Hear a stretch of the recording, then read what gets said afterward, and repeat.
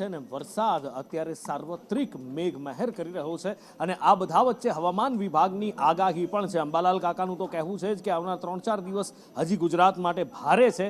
હવામાન વિભાગ પણ કહી રહ્યું છે કે 2 અને 3 જૂને અને આજે પણ અતિ ભારે વરસાદની આગાહી છે।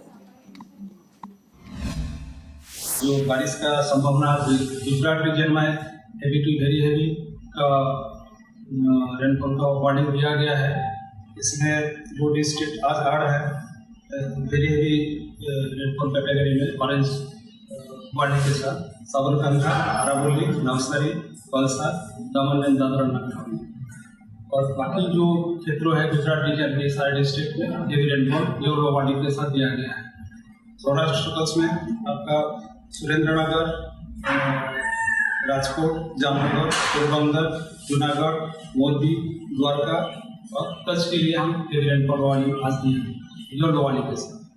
और कल के लिए हम हेवी रेनफॉल का वार्निंग दिए है गुजरात रीजन में अरावली, पंचमहल, दाहोद, माहीसागर, वडोदरा, छोटा उदयपुर, नर्मदा और बाकी सारे जिला है। सौराष्ट्र कच्छ में अमरेली और भावनगर के लिए दिया गया।